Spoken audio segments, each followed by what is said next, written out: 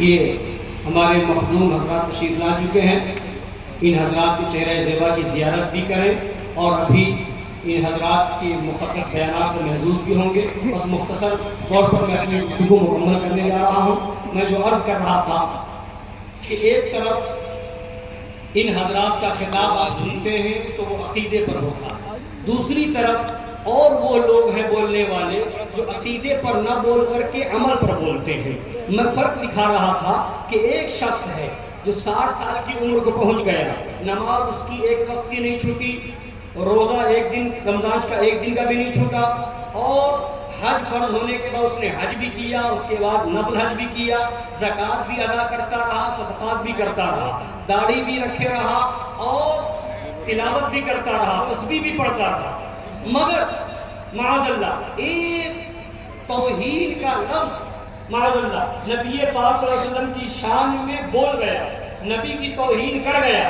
اب جائیں آپ دنیا کے دارالافتاء میں فتویٰ لینے کہ بہت بڑا نمازی تھا، بہت بڑا حاجی تھا، بہت بڑا روزے دار تھا، بہت بڑا تہجد گزار تھا، تلاوت قرآن کرنے والا تھا، تسبیح پڑھنے والا تھا، لمبی داڑھی رکھنے والا تھا، اب اس کے بارے میں حکم بتائیے کہ انتقال ہو گیا ہے، نماز جنازہ پڑھی جائے گی کہ نہیں پڑھی جائے گی؟ ایک لفظ توہین کا بول گیا ہے معاذ اللہ، تو نماز جنازہ پڑھی جائے گی کہ نہیں؟ ہر مفتی فتویٰ دے گا، ہر مفتی فتویٰ دے گا کہ اس کی نماز جنازہ پڑھنا حرام، اس کو مسلمانوں کے قبرستان میں دفن کرنا حرام، اور اگر اس کو اس لائق سمجھ کر کے جاؤ گے، اس کی توہین کو جانتے ہوئے کہ نہ جانتے ہوئے اس لائق سمجھو گے کہ نماز جنازہ پڑھی جا سکتی ہے اور پڑھ لو گے تو تمہارا بھی ایمان چلا جائے گا، تم بھی دائرہ اسلام سے خارج ہو جاؤ گے۔ تو پتہ کیا چلا؟ دن پوری زندگی کا عمل ایک طرف رہا، اگر ایک لفظ بھی توہین کا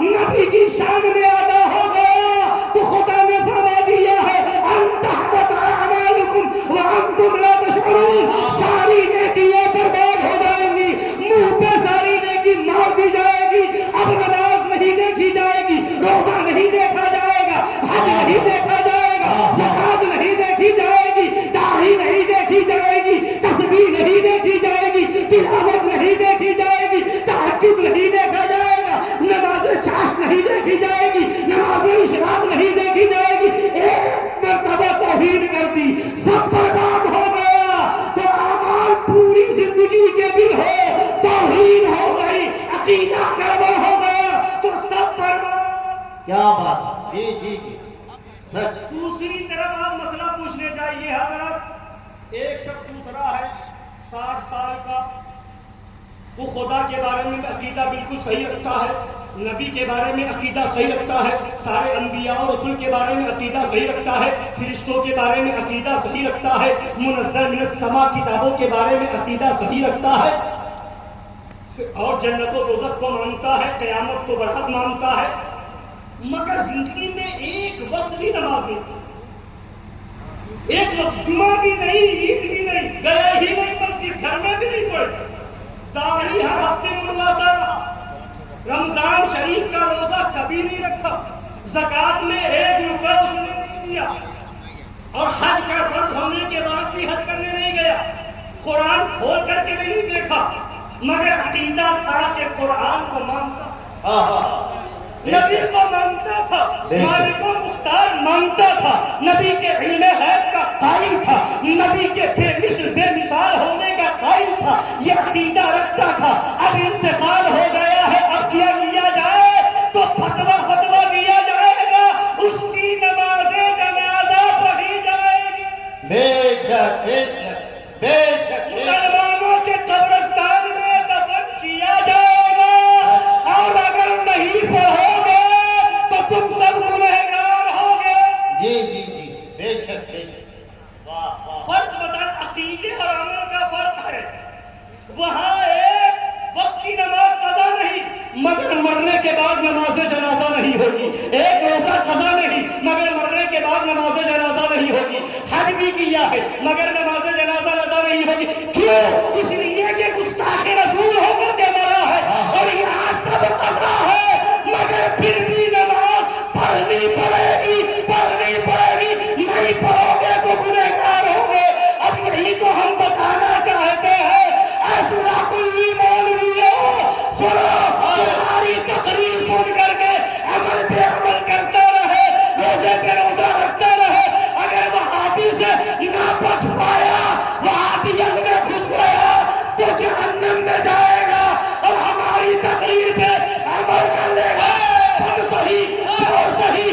مجرموں صحیح ہے وہ کیسا ہی صحیح ہے تو کریمہ تیرا نعرہ تکبیر، نعرہ رسالت، مسلک اعلی حضرت، خاندان مظہر اعلی حضرت، آمد حضور ناصر ملت، عرس مقدس، حیدر حیدر حیدر حیدر حیدر حیدر.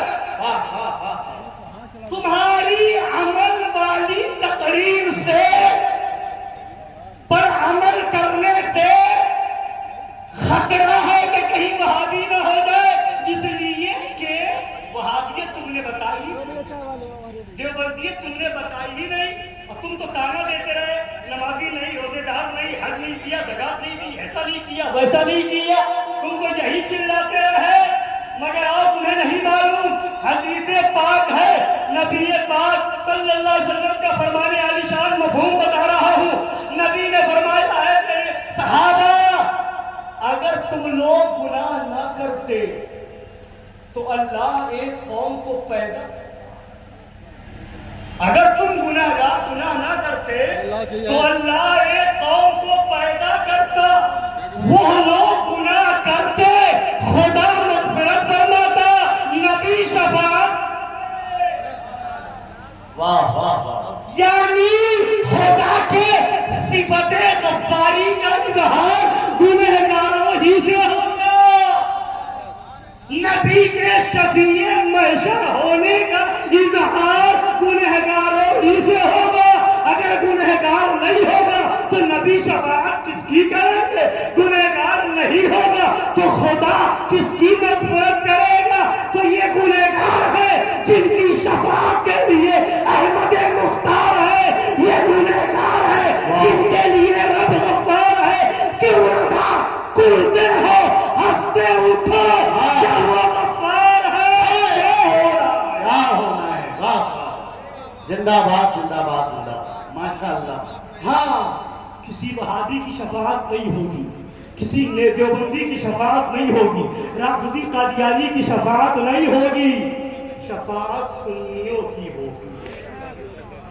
حضور مفتی اعظم نے اسی پہ بھروسہ دلایا ہے، میرے اعمال کا بدلہ تو جہنم ہی تھا، میں تو چاہتا میرے سرکار نے جانے نہ دیا. مظہر اعلیٰ حضرت نے یہی سبق سکھایا ہے، دو دخی ہے بغیر حب حضور، عمر بھر اتقا کرے کوئی، اور اپنی تمنا ظاہر کی ہے، پسے مردن ہے وعدے دیدار، شوق جینے کا کیا کرے کوئی.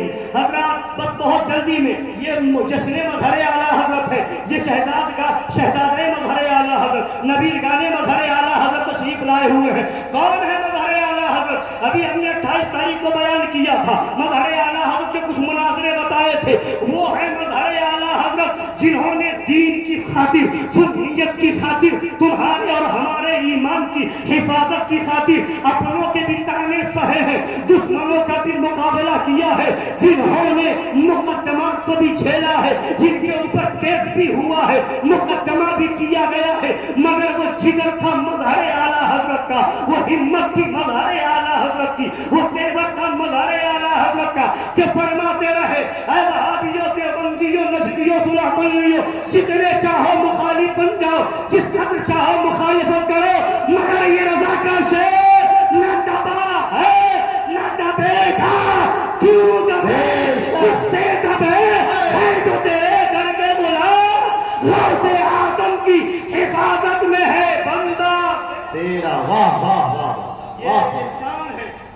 گونڈا بستی وغیرہ میں کئی مناظرے ہوئے، تھانے پور میں مظہر اعلیٰ حضرت نے مناظرہ کیا، بسکیلا میں مظہر اعلیٰ حضرت نے مناظرہ کیا، بھیساوا بھونی میں مظہر اعلیٰ حضرت نے مناظرہ کیا، سنہٹیا میں مظہر اعلیٰ حضرت نے مناظرہ کیا، اور آپ کے جو ہے موضع پکورا میں وہاں مظہر اعلیٰ حضرت نے مناظرہ کیا، دھنکر میں مظہر اعلیٰ حضرت نے مناظرہ کیا، بھاؤپور میں مظہر اعلیٰ حضرت نے مناظرہ کیا. یہ پورا علاقہ مناظرہ کر کے مظہر اعلیٰ حضرت نے فتح کیا ہے. اتراولا کے اندر مظہر اعلیٰ حضرت نے مناظرہ کیا ہے، گونڈا میں مظہر اعلیٰ حضرت نے مناظرہ کیا ہے، بلرام پور میں مظہر اعلیٰ حضرت نے مناظرہ کیا، اور یہی قریب میں آپ کے بھدرسا ہے، فیض آباد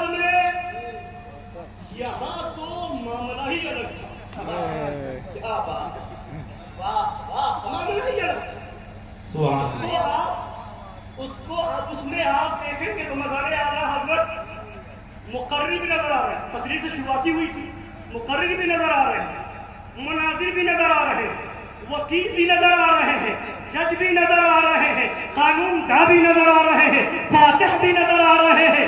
اور اعلیٰ حضرت کے سچے جانشین، سچے مظہر، علوم اعلیٰ حضرت کے سچے وارث اور اعلیٰ حضرت کی سپاہی کے سب سے بڑے کمانڈر.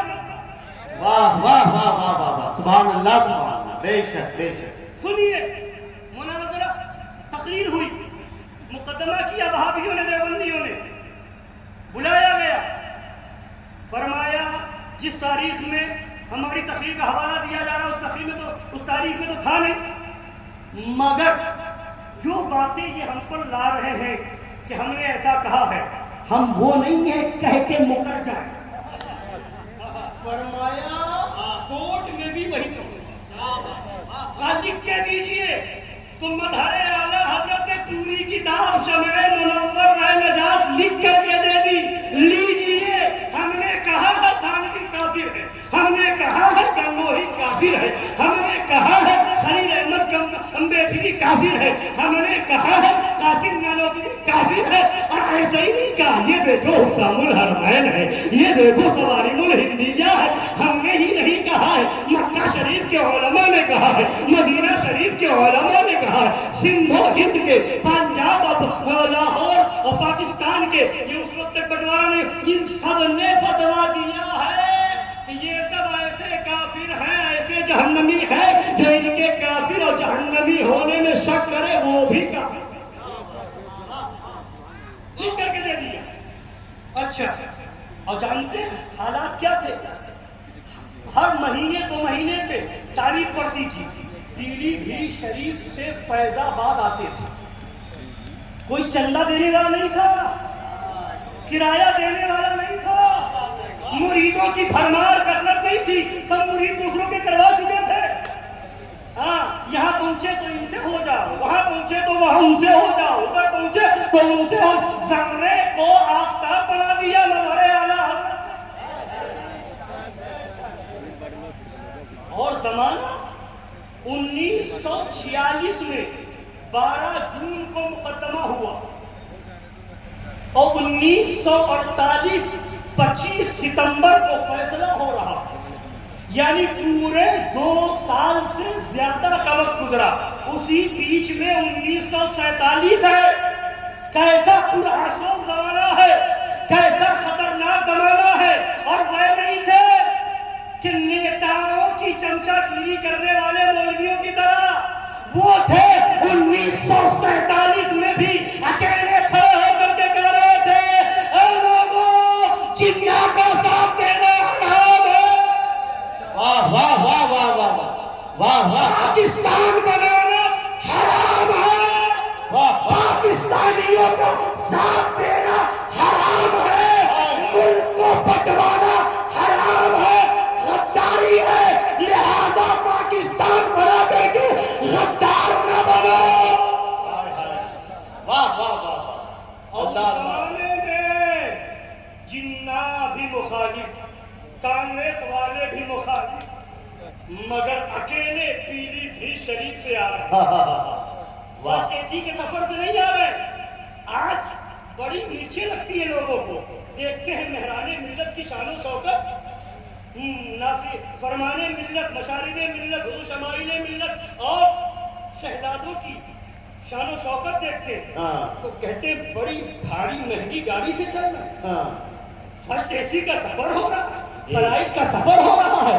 یہ مرچیں لگ ابے قربانی دی ان کے جد امجد نے، کھائے گا تو. کیا بات ہے، زندہ باد. حقیقت تو یہ ہے کہ اس علاقہ ہی نہیں پوری سنیت پریشان ہے. اگر سنی مسلمان اپنے چمڑے کا جوتا بنا کر کے ان کے قدموں میں ڈال دے تب بھی احسان کا بدلہ ادا نہیں ہو سکتا. بے شک بے شک. نعرہ تکبیر، نعرہ رسالت، مسلک اعلیٰ حضرت، ہماری ہمت، ہماری طاقت. خاندان مظہر اعلی حضرت. واہ واہ. مظہر اعلیٰ حضرت کی کرامت بتاؤں، فرماتے رہے پاکستان کا ساتھ دینے والے مولویوں کس لالچ میں ہو، پاکستان بن جائے گا تمہیں کچھ نہیں ملے گا. ہوا یہی، حمایت کرنے والوں کو وہاں 2 گز زمین بھی نہیں ملی، یہی رہنا پڑا، یہی دفن ہونا پڑا. کیا بات ہے. واہ واہ واہ واہ واہ واہ. زندہ باد زندہ باد. مظہر اعلیٰ حضرت نے بنایا تو جانا چاہیے تھا. کیا بات ہے. اور وہ نہیں گئے تو دل میں رکھنے والوں اب چلے جاؤ. ہمارے دادا پیر نے کہا تھا مت جاؤ، ہم نہیں گئے. کیا بات ہے. زندہ باد زندہ باد. ہم نہیں گئے اور نہ کل مانتے تھے نہ آج مانتے ہیں. ہمارا خواجہ زندہ باد، خواجہ کا ہندوستان زندہ باد. واہ واہ واہ. مقدمہ کیا ان غداروں نے، سب ساتھ چھوڑ چکے تھے 1947 میں. کرایہ دینے والا کوئی نہیں تھا، مگر وہ مظہر اعلیٰ حضرت دین کی خاطر آتے رہے، جاتے رہے، آتے رہے. وکیل بھی نہیں کیا، کورٹ میں خود وکالت کرتے تھے. یہ شان تھی مظہر اعلیٰ حضرت. جج کے سامنے گفتگو ہو رہی ہے، گفتگو ہو رہی ہے ابو وفا بے وفا شاہ جہاں پوری سے. جج نے کہا کہ مولانا سرکار مظہر اعلیٰ حضرت سے کہ آپ جو یہ بات کہہ رہے ہیں اس کی گواہی کون دے گا. سن رہے تو یہ نہیں، اپنے شاگرد کا نام نہیں بتایا، اپنے مرید کا نام نہیں بتایا، فرمایا اس کی گواہی پاٹا نالا کا عبدالشکور دے. جج کو معلوم تھا یہ بھی ان کا مخالف ہے. کہا مولانا اتنا بڑا آپ کا مخالف وہ آپ کے حق میں گواہی دے گا. مظہر اعلیٰ حضرت نے فرمایا جج صاحب بلانا آپ کا کام، گواہی دلوانا میرا کام. واہ واہ واہ واہ. اگر وہ میرے حق میں گواہی نہیں دے گا تو میرا اس کا مناظرہ اسی کورٹ میں ہوگا. واہ واہ واہ. اسی کورٹ میں ہوگا. کیا بات. بلاؤ تو صحیح. اسی وجہ سے تو کہتے ہیں کچل ڈالا وہابیت کو، رون ڈالا دیوبندیت کو، پاٹا نالا کے عبدالشکور کاکوروی کو نالے میں پھاڑ دیا. سنبھل کے منصور سنبھلی کو سنبھلنے نہیں دیا. شاہجہاں پور کے ابوالوفا کو بے وفا ثابت کر دیا. دربھنگا کے مرتضی حسن دربھنگی کو درائل کی ماں سے بھنگی بنا دیا. تھانوی کو جہنم پہنچا دیا، گنگوہی کو جہنم پہنچا دیا.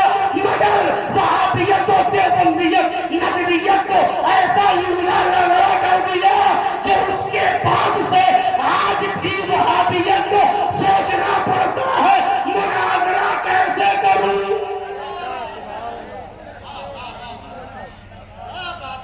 ہمت نہیں ہے. تعلیم کرتے تھے ہم شہزاد گانے مظہر اعلیٰ حضرت، لیکن گانے مظہر اعلیٰ حضرت کو.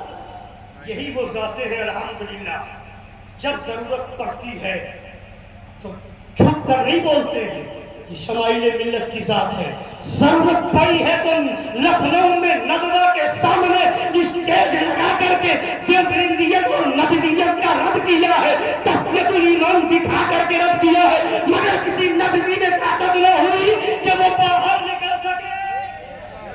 یہی مہران ملت کی ذات ہے کہ جب کہا گیا دیوبندیت کے ساتھ کھانے سے دیوبندی نہیں ہو جائے گا، دیوبندیت ٹوٹ کے نہیں آ جائے گی، تو اس کے سینے پہ چڑھ کر کے جواب دے کر کے بتا دیا رضا کے شیعہ خاندان تھا نہیں اب بھی ہے. بے شک بے شک بے شک. واہ واہ واہ واہ واہ. شیروں کی خانقاہ ہے الحمدللہ.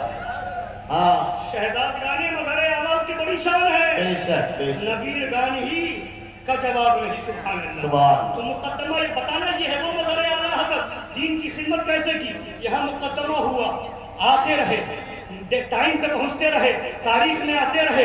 رنگول پہنچے، پہلے سفر میں گئے، اس میں بھی مقدمہ ہوا مظہر اعلیٰ حضرت پر. دوسرے سفر میں گئے، 4 مقدمہ ہوا مظہر اعلیٰ حضرت پر.